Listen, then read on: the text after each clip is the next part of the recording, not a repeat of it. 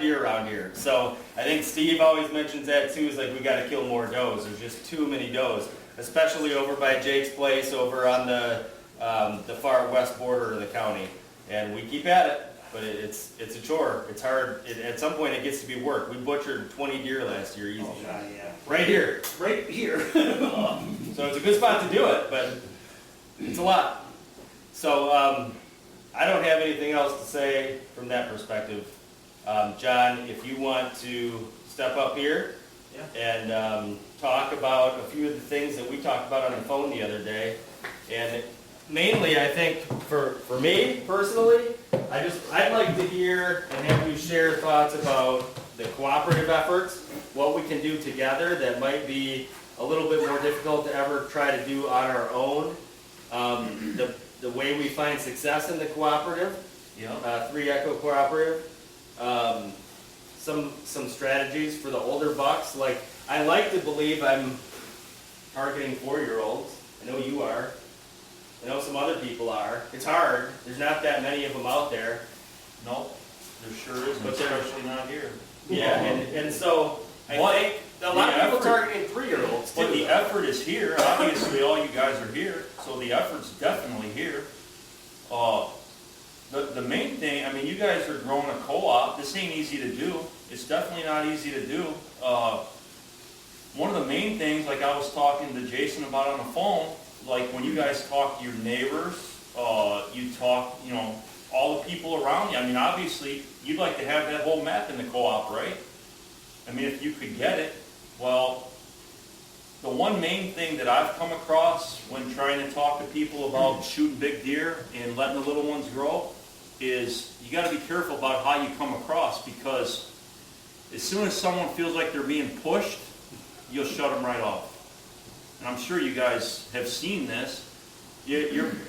Don't ever try to like stress to them what they can kill or what they should kill. Tell them to kill whatever they want, but just come on out and be a part of this. When they start seeing these pictures and the stuff that you guys are doing, that's what changes their mind. You're not going to talk anybody into being a trophy hunter. And really, this shouldn't be about trophy hunting. Really, you guys are targeting a specific deer. To me, I mean, I've killed all those deer over there. I don't kill deer like that no more, and that's why. I mean, I've done my share. I've had my growing pains, and nobody starts out shooting 150-inch deer or 160 or booners. It just doesn't happen. I mean, kids in Iowa don't start out shooting deer like this all the time. It's a lot of work. It's a lot of effort, but the main thing is it's patience. I truly feel like. I told some of you this earlier when we were talking. I think a hunter should be judged by the deer he lets go, not the deer he kills. I truly feel that way because it's easy to kill a deer when it's in front of you. It's a lot harder to let it walk away.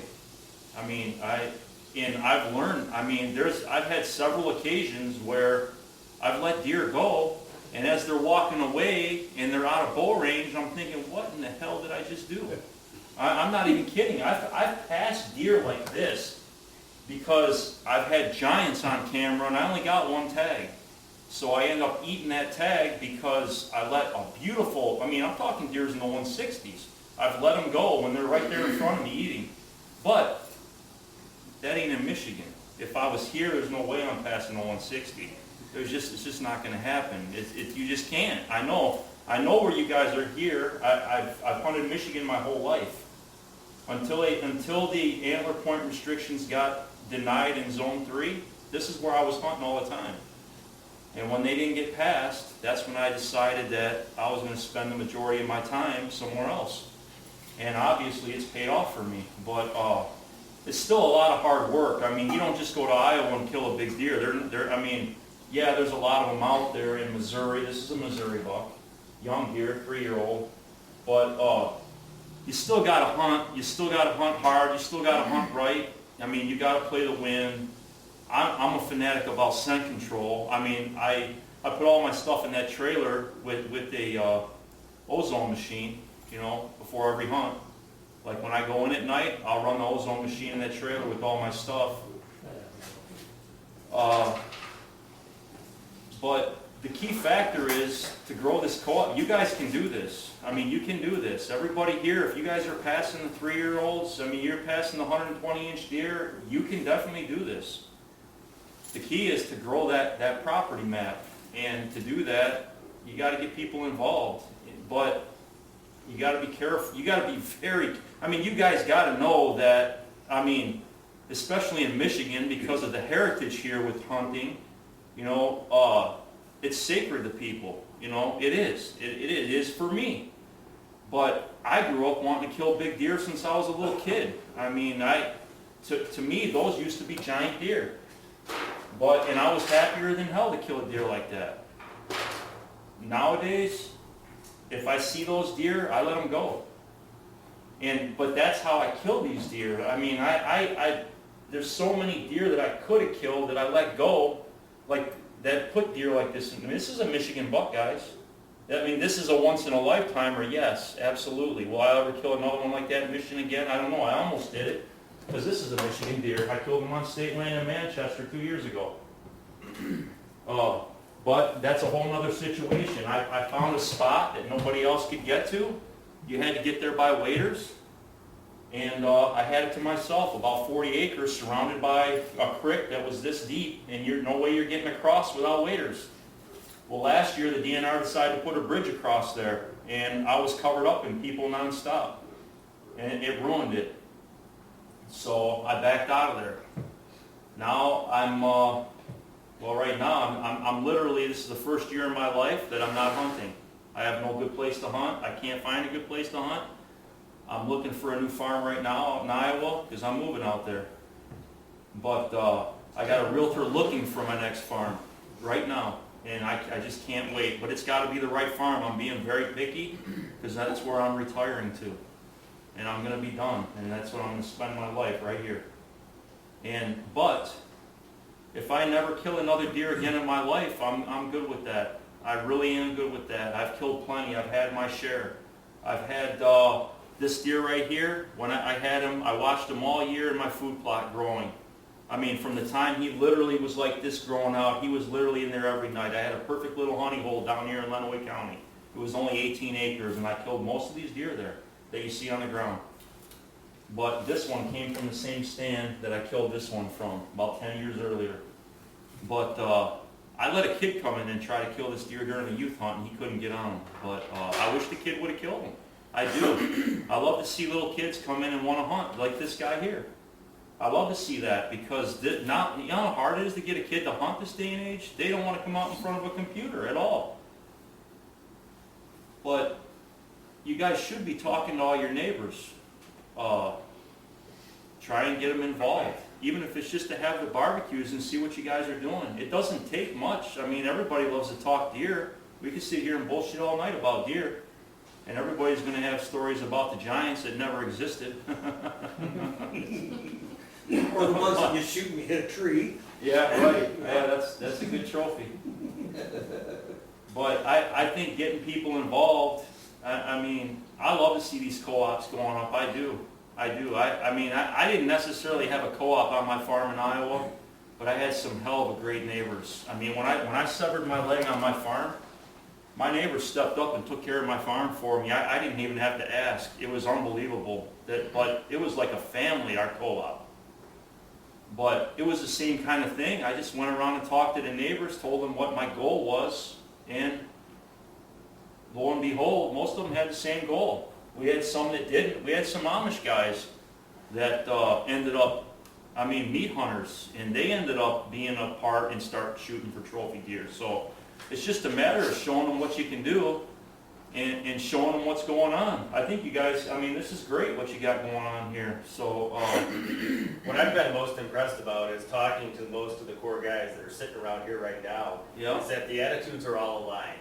None That's of us right. are looking to tell other people what to shoot or what to do. Yep. It's just about sharing information, That's communicating, sharing pictures. I And agree. you and I talked a lot about that, the importance of trust and communication. That's right. That's right. That, like, the last co-op that I belonged to down here in Lenawee County,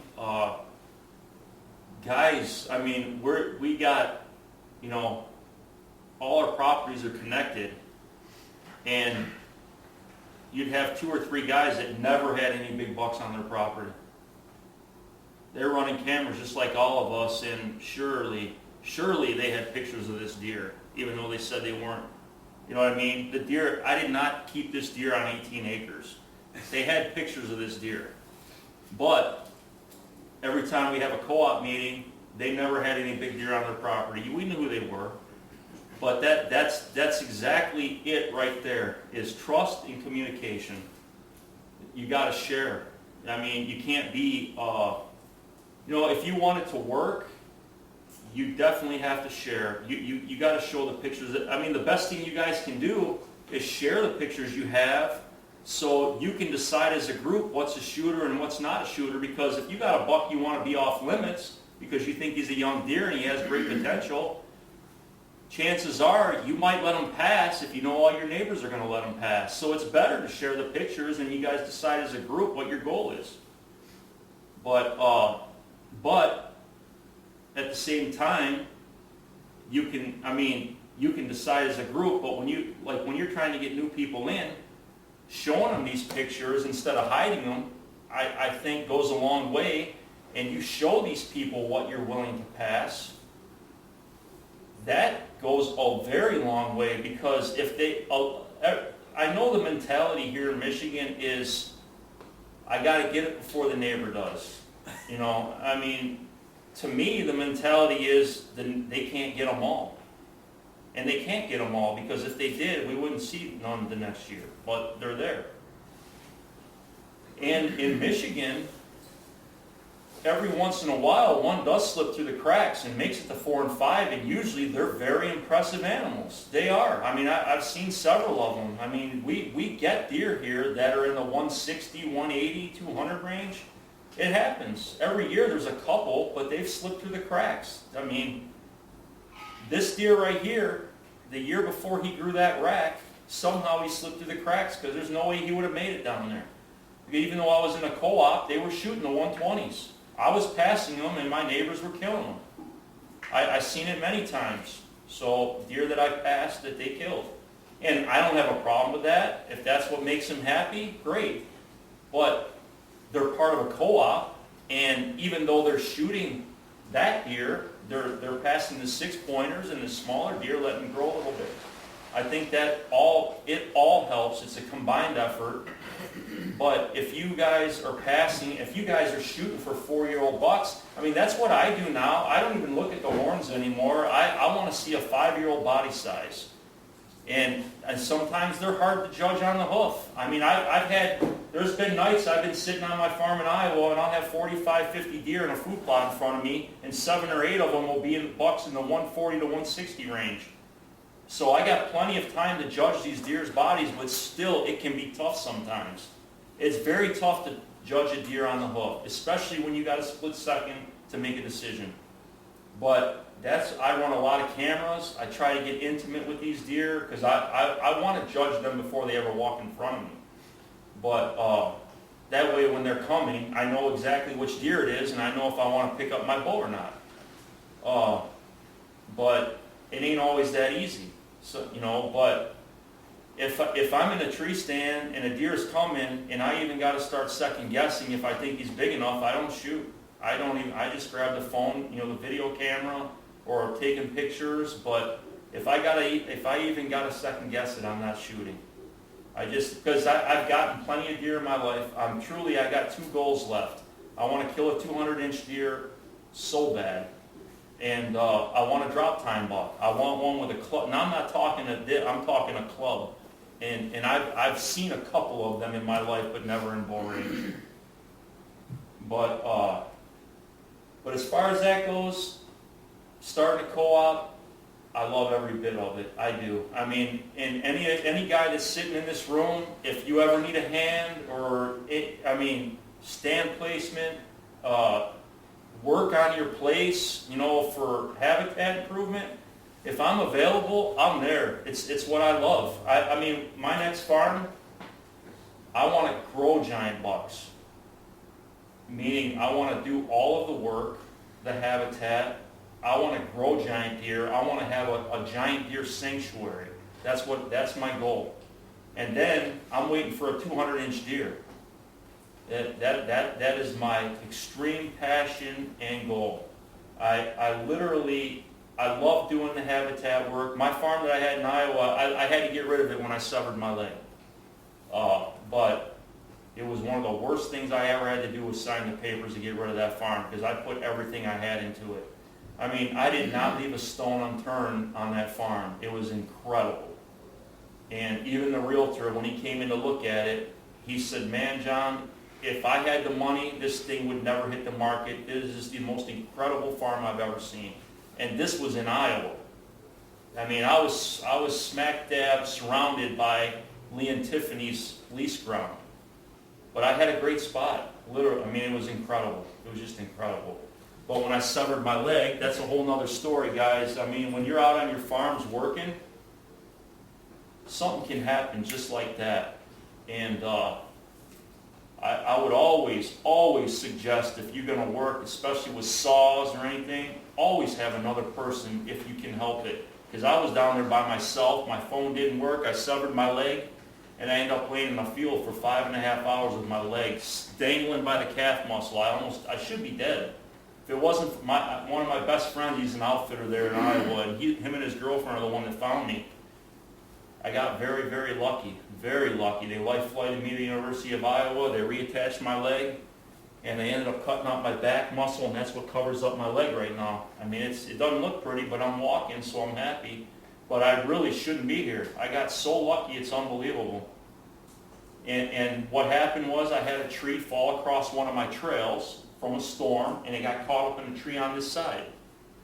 And I thought it was an omen because I'm not even kidding you guys. It happened on a Friday. Was it a Friday? But Michigan was playing Iowa in football that week in Iowa, and I kept rubbing it into all my friends out there that they were about to get their asses kicked. And then literally Iowa won that football game. I was so stunned, but I was in the hospital bed watching it. And I shouldn't have been there because the doctors told me I was a walking miracle. There's no way I should have made it that long. No tourniquet, no nothing. I spent the first hour trying to get the dozer running, leaning up against the side of it with my leg severed. I mean, there was blood everywhere. And when my buddy found me, he went back to get the dozer out the next day and with a mechanic, and he said that from where the accident happened all the way to where I crawled, he said blood was sprayed everywhere, up the trees. He said it was just unreal. They don't know how I made it, how you could even have that much blood in you. But somehow I made it. I don't even know. I mean, I was passed out when they found me. But if you can have somebody with you when you're working, 100% have somebody with you. Even hunting, or using lifelines. I don't know if you guys use lifelines, but every tree stand should have a lifeline. You should be hooked up from the time you leave the ground to the time you come back down from the ground. I use lifelines on everything, and I never did. I always used a tree harness, but I was up in the tree and then hooked myself in. But after I had my accident, safety is the first thing on my mind all the time.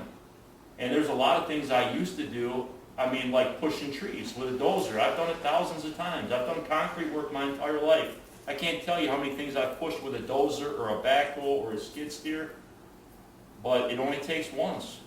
It literally only takes one time, and you could be in my position. I was about as close to dying as you can get without dying. So I can't even stress enough having help. Everybody here's got friends.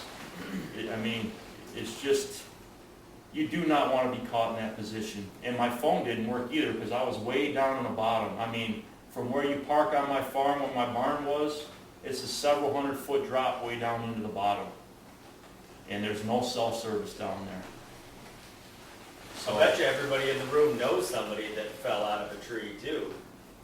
I do. I know a couple. So I like your message on the lifeline. You know what? After I severed my leg the next summer, one of my best friends now, he owns a farm next to my old farm. He was up in he set up a tree stand. He climbed up in the tree stand a couple days later. He was up there sitting looking to trim shooting lanes. He literally had a branch over his head. He grabbed onto the branch, reached out off the stand with one foot and was sawing, and the branch broke. Down he went, broke his back. So, why he would do that, I have no idea, because my barn had, pole saws, and I had to snap together poles. You could put 40 feet of pole on and have a saw at the, so why he could have done it from the ground. I don't know why he was doing that, especially not being tied off. I mean, it's just one of those things, it's just safety. That definitely could have been avoided if he would have had a harness on. But to hang from a branch like that on one foot, leaning off a stand, I mean, you're asking for trouble. I don't know why he did that. But now he's in a bad shape because he broke his back. So, safety, safety, safety, that's key. I don't recommend anybody climbing anything unless they're tied to a lifeline. I mean, it just takes one time and it can change your whole life. What are some of the key habitat improvements that you'd like to work on for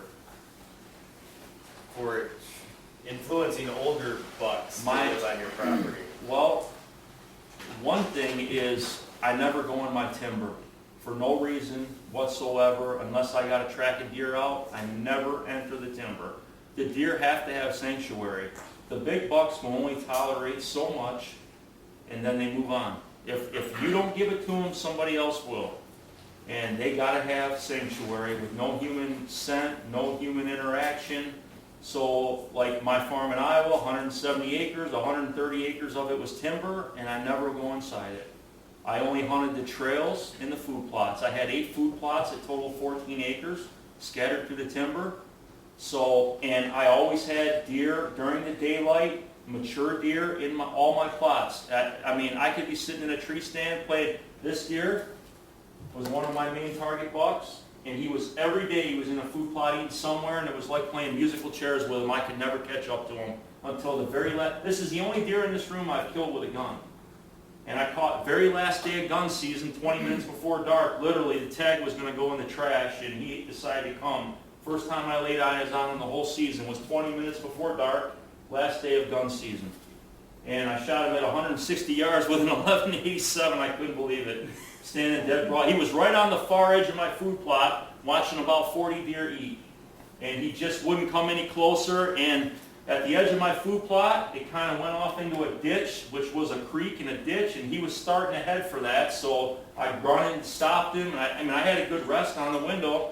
I squeezed the trigger, and I didn't even hold high. I could not believe it. I had the cantilevered scope mount barrel.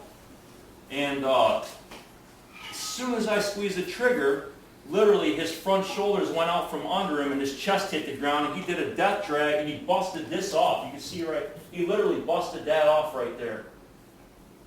And the taxidermist put it back on, but yeah, you should have seen the path he made for like 40 yards. I mean, it was like a 3-foot wide dirt path. It was unbelievable, the death crawl he did. But I drilled him right behind the shoulders, and literally his shoulders went out from under him and down. He was dragging by his back legs. It was unreal. I couldn't believe I made that shot.